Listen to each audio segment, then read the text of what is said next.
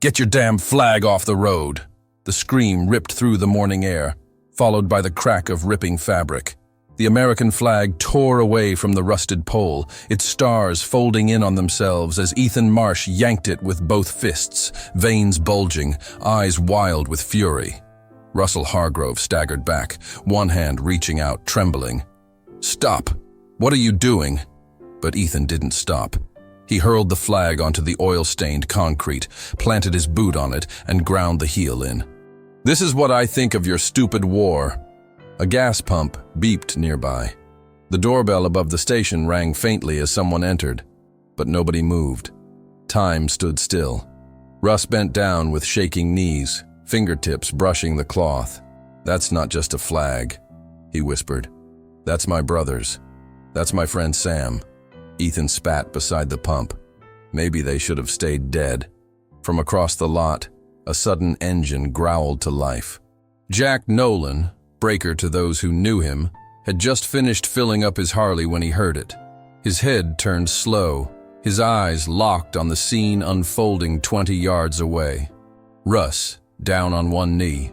Ethan, defiant. Breaker took off his sunglasses, slipped his helmet back on the seat, and began walking, one step at a time. The wind changed, a flag flapped in the distance. But on the ground, the stars and stripes lay still. Dirty, trampled, not for long. The morning sun had not yet burned through the mist that curled along the gravel drive outside Russ Hargrove's small home. The house stood modestly among pine and maple, its siding faded to a soft gray, windows polished by time. A wind chime above the porch clinked gently, the tones soft, almost hesitant, like footsteps in an old cathedral. Inside, the aroma of percolated coffee filled the air. Russ moved slowly, deliberately. His flannel shirt was pressed, the creases etched like habit into the fabric. At 89, his hands were weathered maps, the backroads of decades, but they moved with a quiet grace as he spooned oatmeal into a ceramic bowl and poured milk from a glass bottle. His back ached as always, but he never complained. Men of his era didn't find much use in it. A small black cat, feral once, now something closer to a friend, wound itself around his legs. He reached down and placed a chipped saucer on the floor with a little milk. "Mornin', Buttons," he said gently. "Sleep better than I did, I hope." On his dresser rested an old wooden box. The surface was scratched, the hinges a little loose, but it was polished every week with the same care as a soldier would give to a rifle. Russ opened it, his breath steady, reverent. Inside, a set of faded dog tags, a prayer note folded and yellowed, and a small photo, 4 young men in uniform, squinting in sunlight. One wore wire-rimmed glasses and had a grin too wide for the frame. That was Samuel "Sam" Dwyer, Russ's best friend, his ghost. He placed the box down and looked in the mirror. The man staring back at him wasn't the boy in the photo, but his eyes still had the same steel-blue determination. Russ touched the brim of his veteran's cap, adjusted it once, and nodded at himself. Fridays had a rhythm.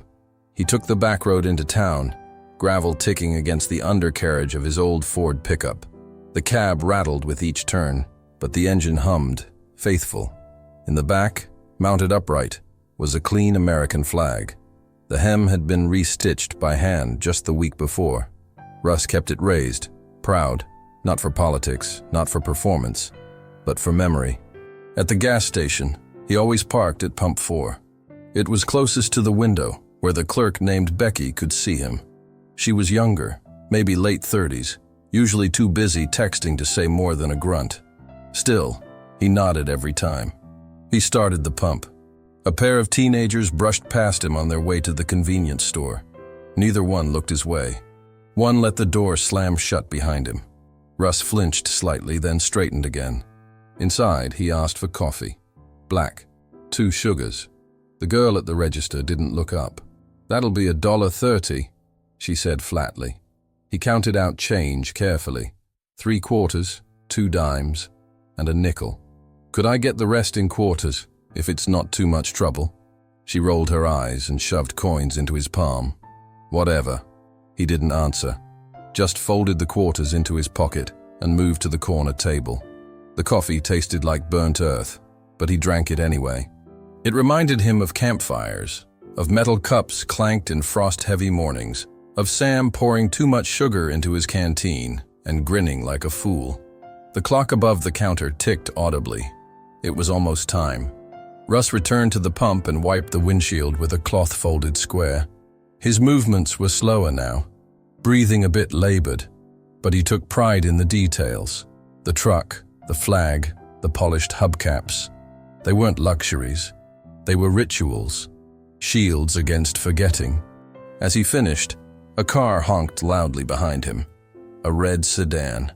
The driver, middle-aged and impatient, gestured angrily through the glass. Russ waved an apology and climbed into the cab.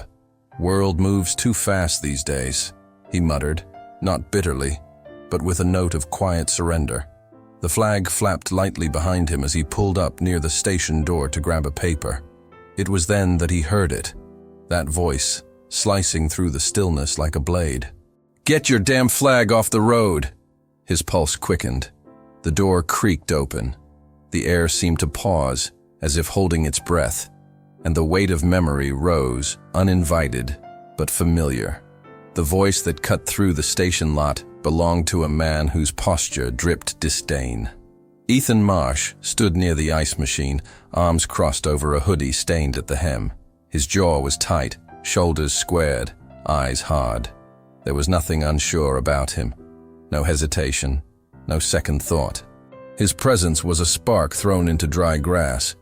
Russ had barely stepped from his truck when Ethan lunged forward.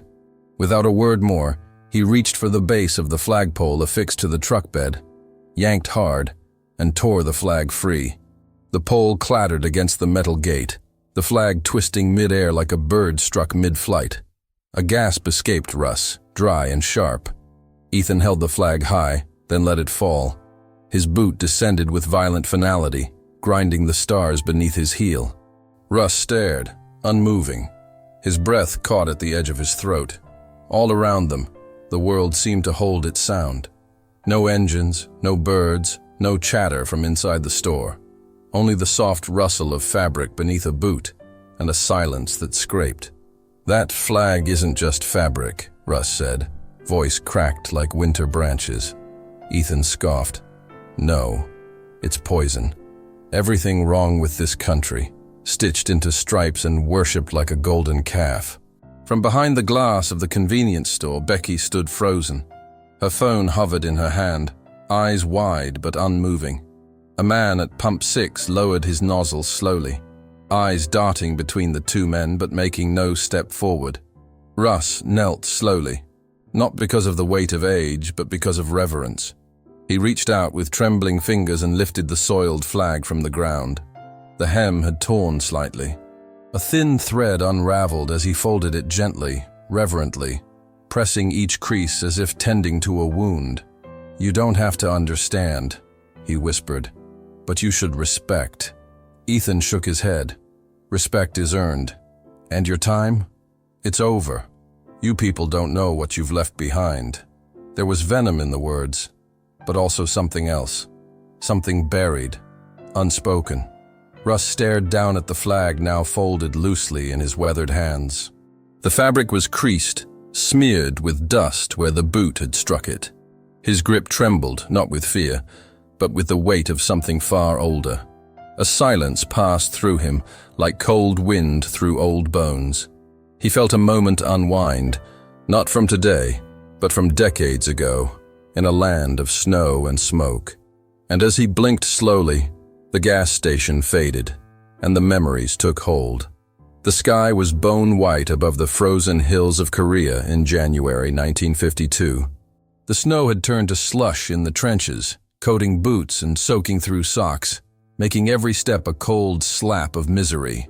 Russ Hargrove was 22 then, but the lines in his face had already begun forming. In that war, a month felt like a year, and each sunrise came with its own gamble. He and Corporal Samuel "Sam" Dwyer huddled low behind a burned-out tank, breath ghosting from their lips. Artillery thundered like some angry god beyond the ridgeline, and the smell of oil, damp earth, and gunpowder stuck to their fatigues.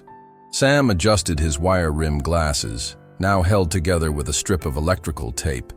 He always looked too gentle for war, more scholar than soldier, but his courage never wavered. In his left hand, he held a small, folded piece of paper, half burned at one corner. A prayer note, he said, from his wife, Anna. She wrote one for every month he was deployed. This was January's. "Keep this on you," Sam whispered, tucking the note into Russ's breast pocket. "If I don't make it count, all right?" Russ didn't answer. His jaw clenched. He hated that kind of talk. It was like tempting fate. Then it happened. A mortar round landed a dozen yards away, a screaming roar followed by the ground lifting beneath them. Russ hit the dirt, ears ringing. But when he turned, Sam was on his side, clutching his thigh. Blood oozed between his fingers. No scream, just a grimace and a hiss of breath. Russ grabbed Sam beneath the arms, dragging him back toward cover. Slush and blood mixed in a trail behind them. Bullets snapped overhead. Sam kept whispering the same words. "Make it count. Make it count." Another explosion. Darkness. Russ woke up 3 days later in a mobile hospital tent, ribs cracked, body bruised. Sam was gone. No body, just the prayer note still in his pocket. Russ never sent it back to Anna. Never wrote. It was a weight he'd carried for 70 years. Guilt and loyalty forged in blood and winter. Back in the present, in the glove box of his old truck, that note still rested in a sealed plastic sleeve, folded neatly. Words faded but legible. For honor. For each other. As Russ sat in the cab that morning before the flag was torn, he had reached into the glove box to touch that note, the same way he did every Friday. A ritual, not for luck, but remembrance. And now, someone had stomped on that very promise, had torn from his truck the symbol of everything that moment once meant. The weight of it all returned, heavy and silent. A sudden thrum pierced the air. The sound of a motorcycle engine, low and steady, approached the station. It was a growl with memory in it. Not loud, not flashy, but felt in the ribs like distant thunder. The man riding it pulled into the lot slowly, dust curling behind him like smoke from a lit match. Breaker Nolan. He dismounted with practiced ease. He didn't take off his gloves. Didn't speak. Just looked once at Ethan, then at Russ. Eyes steady, jaw set. Ethan blinked. His expression faltered slightly. Not fear, but the first flicker of uncertainty. Russ stood, the folded flag now resting in the crook of his arm. Breaker stepped beside him. "You done talking, son?" Breaker asked, his voice low, gravel rough. Ethan opened his mouth, but nothing came. Breaker took a step forward. "I don't think you know who you just disrespected." Ethan's hands clenched. His stance shifted, subtly defensive. Russ didn't speak. His silence was louder than any rebuke. From behind the pump station, another motorcycle engine revved. Then another and another. 3 more riders turned the corner and entered the lot. Sons of Valor patches stitched across their backs, weather-beaten and proud. Ethan's eyes flickered, counting. Breaker looked at the sky, then nodded. "They'll come," he said, more to the wind than to anyone else. Inside the store, Becky raised her phone, now filming. Russ turned to return to his truck. Before he opened the door, he paused. "I don't need to win this," he said. "Just needed to stand." His voice wasn't bitter. It was tired, but it held the weight of 70 years and the echo of a battlefield. Ethan laughed once, a breathless, nervous sound. "You're all just a relic. Dust and delusion." Breaker didn't answer. He just waited. The dust hadn't settled. Not yet. The gas station's dingy fluorescent lights hummed faintly above, barely audible over the steady hum of motorcycles outside. Inside, the clerk stood frozen behind the register, her mouth slightly open, her fingers wrapped tight around a styrofoam cup of half-spilled coffee. Outside, in the narrow margin between the pump island and the dusty curb, Russell Hargrove bent down on one knee. The fabric in his hands felt heavier now, not from dirt, but memory. He unfolded the creased edges with the same reverence he'd once used to dress fallen comrades for burial. The red had smeared with a film of oil and dust from the cracked pavement. The stars, once clean white, dulled like breath-fogged glass. And still, he touched each one gently, smoothing it out as though erasing pain. His fingers, knotted with arthritis, moved slower than they once had. Yet they moved with purpose. Behind him, a young man in a black hoodie paced like a restless dog. Ethan Marsh. His fists were clenched, his jaw tight as steel. His breath came fast and shallow. One sneaker scraped the concrete again and again in nervous agitation. But beneath the aggressive mask, something trembled in his eyes. Not fear, not regret. Something colder. A deep, brittle bitterness. "Still worshipping that thing," he hissed. "You people never change." Russ didn't look up. He folded the flag again. The old triangular ceremony etched into his very bones. Fold by fold, he remembered. Each crease recalled a name: Sam, Jimmy, Roy, men who never came home. A triangle of memory wrapped around silence. Inside the mini-mart, someone finally moved. The clerk whispered to a man near the coffee machine. He stepped outside, phone already filming. Others followed. No one spoke yet. The air had shifted. It held a tension as if waiting to break. Across the lot, Breaker Nolan stepped forward. His boot falls echoed with quiet intent. The other riders remained mounted for now, solemn silhouettes in black denim, leather vests stitched with threadbare patches. Sons of valor riders. They did not rev engines. They did not speak. They waited. Breaker's voice cut low and sharp. "Is that your truck, Russ?" Russ looked up slowly. His lips pressed tight for a moment, then nodded once. Breaker glanced down at the crumpled flag in Russ's weathered hands. A breath passed through him like wind through old gravel. "I thought so," he said. Ethan scoffed from the side. "This guy's a relic. You all think you're heroes. But look around. Look what you fought for. Nothing changed." Breaker's head tilted slightly. He studied the younger man like a puzzle missing half its pieces. "You don't know what you're talking about, son." Ethan stepped forward, jabbing a finger at the old man. "No, you don't know what it's like to grow up with someone broken. You don't know what it's like to salute a man who came home and forgot how to be human." Russ raised his eyes. They met Ethan's, not with anger, but something gentler. Understanding? No, not yet. Just quiet endurance. Breaker didn't blink. "Back away, now!" Ethan shook his head and smirked. "What, you gonna beat me with your bike helmet?" "No." Breaker said it so simply, it might have been a whisper. "I don't need to." He turned back toward the parking lot, and one by one, like shadows peeled from asphalt, the bikes moved. Engines rumbled awake, tires rolled, chrome glinted in the late morning sun. They circled the lot, slow and deliberate, forming a wide perimeter, a silent wall. People from nearby cars began stepping out, unsure whether to film or flee. But no one stopped them. Ethan turned in a slow circle, the crowd closing, the noise rising. "What is this?" he spat. "You think you scare me? You're just a bunch of geezers on loud machines." A pause, a flicker. Russ rose to his feet, slow, careful, still cradling the folded flag. His knees protested, his spine tightened. But he stood. He looked around at the circle of riders, then at the man who tore his flag from its mount like it meant nothing. There was no malice in his gaze, just quiet strength. Breaker stepped beside him now, hand resting lightly near his belt. "This man," he said, voice pitched for all to hear, "is Russell Hargrove, Korea, 1951, machine gunner. 2nd Infantry Division. He's buried more brothers than most men ever knew. He raised 3 kids alone. Lost his wife 10 years back. Never once stopped flying that flag."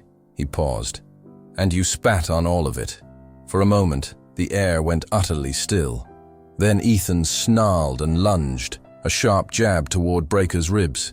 The biker staggered a half step, but caught himself. 2 riders closed in. Ethan twisted, shoved one, and sprinted toward the far pump. But he never made it. A tall biker in a denim vest stepped out in front of him. Another from behind closed in. In seconds, Ethan was on the ground, flailing, pinned.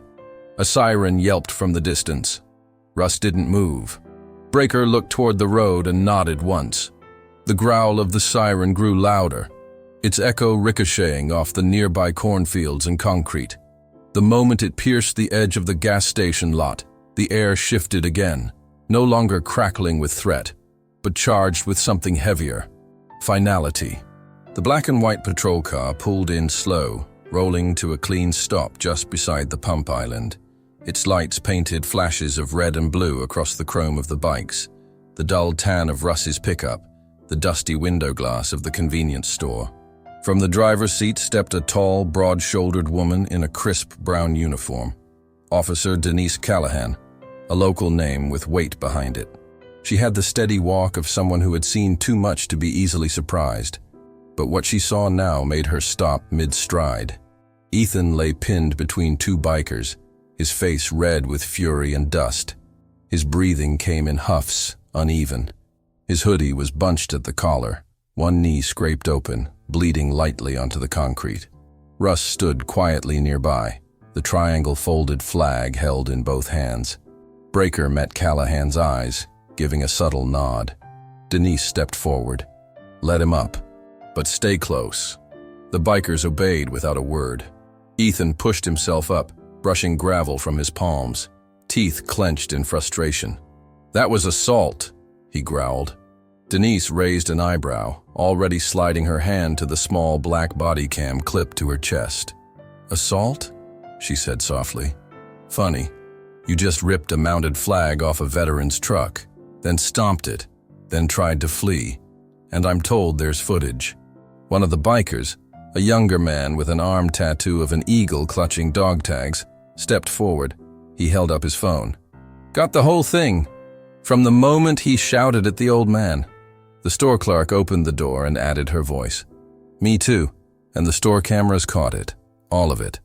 Denise's gaze lingered on Ethan's face for a long moment. Then, without another word, she reached for her cuffs. Click, click. Ethan's hands were secured behind him, snug and unmistakable. The sound cut through the air like the closing of a chapter. He didn't resist, but he didn't bow his head either. Just stared straight ahead, jaw locked. Russ didn't speak. He watched as Ethan was guided to the patrol car, the same folded flag still cradled like sacred cloth in his arms. As Ethan passed, Denise glanced back at Russ. Her voice softened. "Sorry, Mr. Hargrove. You didn't deserve that." Russ finally nodded. None of us did. She opened the car door. Ethan ducked in. The door closed with a final dull thud. Then came the stillness. No one moved for a beat. No tires squealed. No anger remained. Only silence. A different kind of silence now. Heavier, holier. The circle of bikers parted like a river opening around a stone. Breaker stepped beside Russ, eyes shining faintly. "Come on, friend. Let's walk you to your truck." But Russ didn't move yet. He turned, looked over the group, and took in the weight of it all. Not just the flag, not just the insult, but the unexpected wave of protection. For a moment, the ghosts of friends lost and long buried seemed to stand beside the living. A silent formation. And somewhere near the gas station door, a child, no older than 9, stepped away from his mother's leg. His shirt had a small print of the American flag on the sleeve. He looked up at Russ with wide eyes. "Did you really fight in a war?" he asked. Russ knelt slowly, knees creaking. He offered the child a small, patient smile. "No," he said gently. "I fought for peace. But to get there, sometimes you have to go through war." The boy blinked, then reached out and touched the edge of the folded flag. He didn't say another word, just nodded once, then stepped back. Russ rose again. The sun had shifted behind a thin veil of cloud, casting the lot in warm, even light. No shadows stretched too far. No voice raised again. Breaker guided Russ back to his truck. They stood by the open driver's door, the engine still idling. The scent of old oil, gasoline, and dust lingered faintly.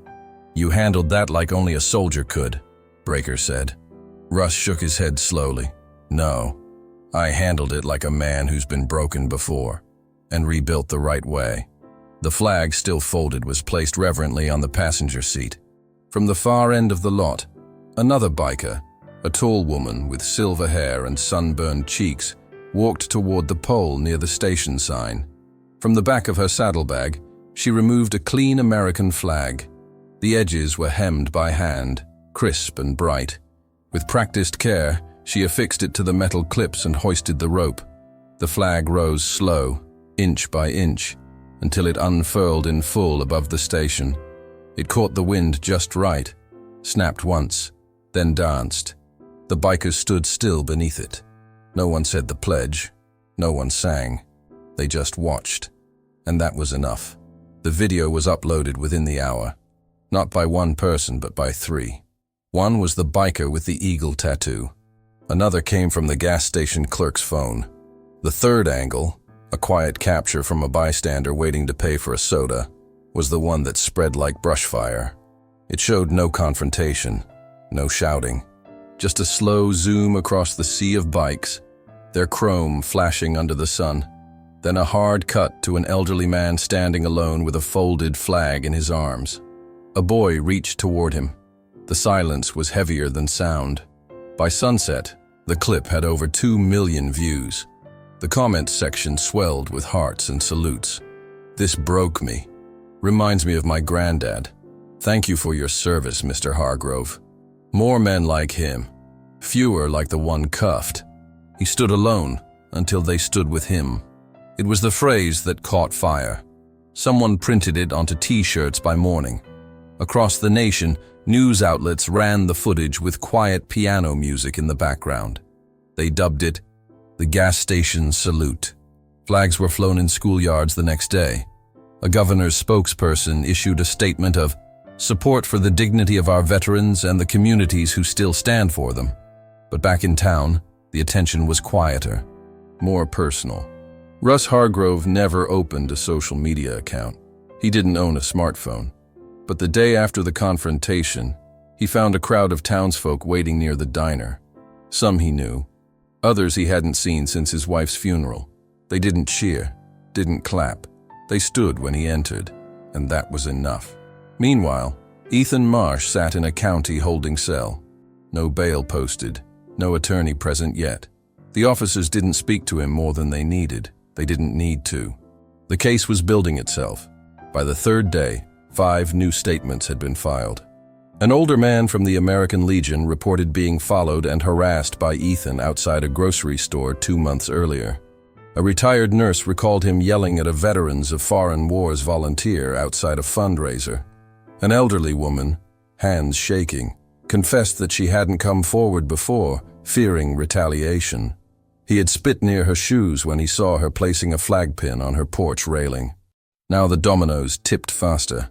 Officer Denise Callahan read each report with a tightening jaw. She knew Ethan, had seen him around town since he was a teenager. Always a brooding type. But she remembered his father too, Thomas Marsh. Decorated from the Iraq War, lost 3 fingers to a roadside bomb, and came home a hollow man. No press conference was called, but Ethan's name was spoken in whispers across dinner tables, over radios, and behind coffee counters. Some cursed him, some pitied him. A few, the oldest, just shook their heads with a soft kind of sorrow. Breaker Nolan had seen it before. Hate passed down like inheritance, shaped by silence and pain. But still, it was no excuse. The next morning, Breaker rode out alone. The wind cut sharp against his cheeks. The sun bled over the cornfields in wide gold bands. He didn't rush. When he reached the prison fence, he didn't ask to go inside. Just left something with the officer at the gate. A dog tag. A real one. Old, battered, etched with one name, Samuel Dwyer, Russ's friend, the man who died in Korea. The man whose death Ethan had desecrated by ripping that flag. Breaker didn't say a word when he handed it over, just turned his bike and rode home. Inside the jail, Ethan sat with his hands folded. The fluorescent light buzzed above. A soft knock came at the window. The officer slid the item through. "Someone left this for you." Ethan looked at it, confused, then stared. It was just a name. But something about the weight of it, the cold steel, made his throat close tight. Not in anger, in something else. Memory. He remembered his father, slumped on the couch, eyes glazed, a bottle in one hand, the flag from his service crumpled on the floor. He remembered the silence, the slamming doors, the screams at night, and he remembered a moment, one that came without warning, when he found his father crying, holding a small medal between two shaking fingers. "Why didn't they take me instead of Sam?" his father had said. Ethan never asked who Sam was, until now. Back in town, the flag at the gas station flew higher than ever.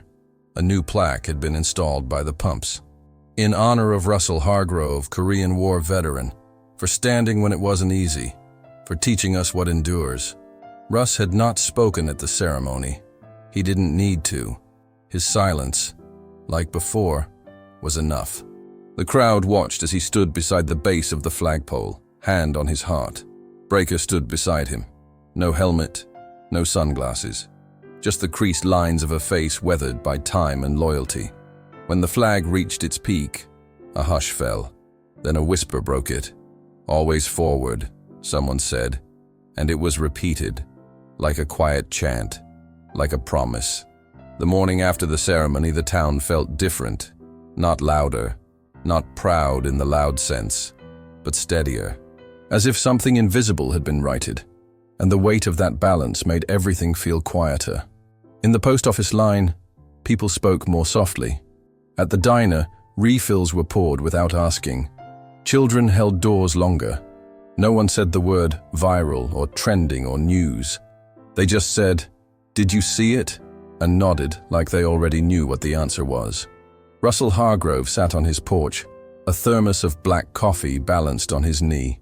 The folded flag rested on the table beside him, now encased in a triangular glass frame Breaker had delivered the night before. There were no embellishments, no brass plates, just the cloth, creased with memory. He didn't look at it much, just sat in its presence. A car rolled down the gravel road, not fast, not familiar. It slowed at his mailbox, and a man stepped out. He wore a jacket, brown leather, patched at the elbow, hair trimmed but not tidy. He was young, maybe late 30s, but his posture was bent in a way that belonged to much older men. He didn't come all the way to the porch, just stood near the gate, hat in hand. "Mr. Hargrove," he said. Russ looked up, quiet. The man's face was unfamiliar but not entirely. "My name is Ethan Marsh." Russ said nothing. The wind did instead. "I don't expect forgiveness," Ethan continued. "I didn't come for that, just to say, I didn't know what I was carrying. I didn't know what that flag meant. Not really. Not until it was too late." Russ's gaze stayed steady. "I grew up watching my father fall apart. He served, Iraq, came back broken. We lost him before we buried him. I grew up angry. No one listened. I thought no one cared. I thought the flag was a lie." He swallowed. The wind pulled at his coat hem. "But you stood when you didn't have to. You folded it. You didn't fight me. You didn't shout. You stood. That did something I wasn't ready for." Russ finally spoke. "You want to honor him now?" Ethan blinked. "My father?" Russ nodded, slow. "Then stop carrying his pain like a badge. Start carrying his memory like a promise." The younger man said nothing, but he nodded, just once, then turned, stepped back into his car, and drove off down the gravel path. Russ watched the dust trail fade, then looked back at the flag. Inside the house, on the mantel, sat a small wooden box. It contained Samuel Dwyer's prayer note, the dog tag Breaker had retrieved, and a photo taken from the gas station footage, printed in a local paper, black and white. In the photo, 30 bikers formed a circle, and one man stood in the middle, not in fear, but in remembrance. Later that week, Breaker returned to visit. He brought pie, warm apple, and 2 mugs of strong coffee. They didn't talk much, just sipped slowly as the porch rocked beneath their boots. Breaker eventually set the mug down and said, "I heard that Ethan's joining the local community board, Veterans Memorial Cleanup Crew." Russ raised an eyebrow. "He asked," Breaker continued, "if there was still time to serve. I told him, always." Russ didn't answer, just leaned back in his chair and closed his eyes. The breeze lifted again. It carried the faint scent of wood smoke and clover. Somewhere beyond the fields, a bell tolled from the small white church on the hill. And in the quiet that followed, Russ lifted his hand slowly. A perfect, practiced salute. No one was watching, but the sky saw, and that was enough. The days that followed were slow and warm. Russell spent more time on the porch now. Not because his legs ached less or because the world had changed, though it had, but because there was something in the quiet now that felt earned, not empty, full. Letters came in the mail, some typed, some written in shaking cursive, some with return addresses from 2 states over, and some from towns he'd never heard of. One came from a woman in Kansas who had lost her father in Vietnam. Another from a boy in Minnesota who said his grandpa never spoke of the war, but after watching the video, he finally did. They all said the same thing in different ways. Thank you for standing, for folding the flag, for not folding yourself. On one morning, a heavier envelope arrived. No return address, just a single sheet inside. Parchment paper. At the top, a header in elegant script. Memorial Grove Civic Initiative. Beneath it, a list of names. His name was at the top, Russell Hargrove. Below it, in soft ink, read the phrase, "For dignity, for memory, for each other." Russ smiled and set it on the mantel beside the folded flag. Later that afternoon, Breaker came by one last time. He brought no coffee, no news, just a firm hand on Russ's shoulder and a long moment of shared silence. "You did more than stand tall, Russ," he said at last. "You reminded us why we should." They sat together until the light turned amber. As the sun dipped low and the flag on the porch stirred gently, Russ lifted his hand again in salute. No one called out. No fanfare followed. Just a porch, a sky, a memory that now lived in 100 hearts. And beneath that setting sun, his voice came steady. "Today, we remember. Always forward." If stories like this resonate with your heart, like and subscribe for more untold moments of honor and kindness. Let us know where you are watching from, and if this moment brought back memories you carry with you. The best way to honor their memory is to keep listening. Click on the suggested video now, and we'll walk together through another untold chapter of courage and sacrifice.